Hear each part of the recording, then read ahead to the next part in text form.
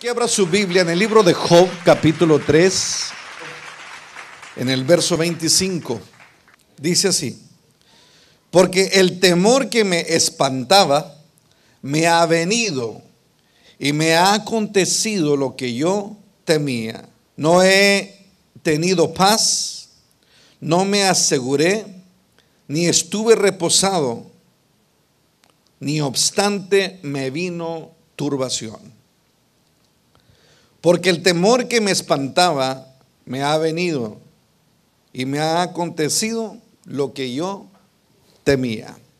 Aquí hay un hombre de Dios, un hombre muy bendecido, dice la Biblia, que este hombre era bendecido con criados, con animales, con hijos, con muchas bendiciones. Tenía buen testimonio, buena reputación. La gente, los vecinos lo codiciaban, sabían quién era Job, un hombre recto, dice la Biblia. Y no nomás la gente lo conocía, sino lo conocía Dios. Amén. Lo conocía Dios. Pero hay un pero siempre. Este hombre tan bendecido, tan próspero, tenía el favor de Dios. Dios lo conocía a él, como el diablo también lo conocía. Tenía un problema, y yo no quiero agarrarlo a él como ilustración y decir qué tonto. No, yo creo que todos nosotros aprendemos de ellos. El problema de este hombre, que él tenía un temor en su corazón. Aún después de ser bendecido por Dios, aún de tener buen testimonio, tenía un problema. Y el problema no lo tenía Dios, sino lo tenía él. Y el problema que traía a él era el temor.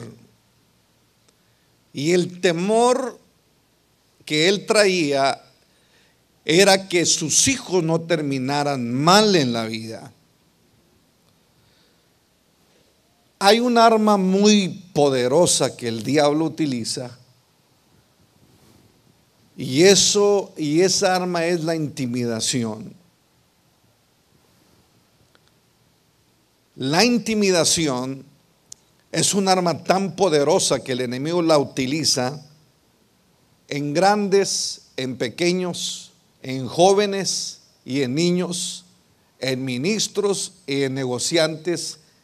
Esta arma el enemigo siempre la ha utilizado. ¿Para qué la ha utilizado? Pues simple y sencillamente esto paraliza la fe del Hijo de Dios. No nomás le paraliza la fe, lo debilita en sus fuerzas, le quita la esperanza de vivir, lo traumatiza mentalmente y emocionalmente. El temor, un arma tan poderosa que el enemigo la utiliza. Muchas veces la gente toma malas decisiones desesperadamente que eventualmente resultan en un fracaso, porque está siendo atacado por este espíritu diabólico. Y el miedo es un concepto, es una palabra que viene del vocablo griego que significa probos, y significa aquello que provoca que una persona huya. ¿Qué provoca? Que la persona huya. Otro vocablo griego es la palabra delía, y significa cobardía, timidez, vergüenza. Entonces, estas dos palabras indican tener temor, es tener un espanto, sentir un miedo que nos causa querer huir de la situación, que nos da timidez, nos da cobardía y al final nos da vergüenza y produce el fracaso a una persona. El temor, la intimidez, el acosamiento del mismo diablo. Yo quiero llevarte a unos ejemplos en la Biblia. En Primera de Samuel hay un ejemplo que yo te quiero llevar, un ejemplo muy interesante que probablemente usted ya conoce del joven que le quiero hablar. En el capítulo 17, en Primera de Samuel capítulo 17. Y el enemigo, para infundir temor en una persona, tiene que usar palabras. Diga conmigo, palabras. Más fuerte, diga conmigo, palabras. Esas palabras usted las tiene que oír.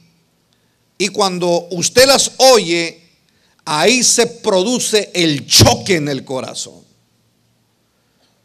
Ahí la persona se acobardiza, se intimida, se siente inútil. Se siente como aquel pajarito que cuando miraba al gato, el gato con los puros ojos lo hipnotizaba al pajarito. Y el gatito mirando al pajarito se acercaba a él, el pájaro mirando al gato y el gato mirando al pájaro, pero el pajarito se le olvidaba que el gato iba caminando hacia él. Cuando el gato estaba cerca del pájaro para agarrarlo, cuando el pájaro quería volar, ya era demasiado tarde, porque estaba atemorizado, aterrorizado por dentro. Se le había olvidado que Dios lo había hecho con dos alas para volar desde muy lejos y nunca ser alcanzado ni por el hombre. A veces nos pasa eso en la vida. Aquí hay un hombre, dice en 1 Samuel capítulo 17. Vamos a leer varios versículos. Dice el verso 3.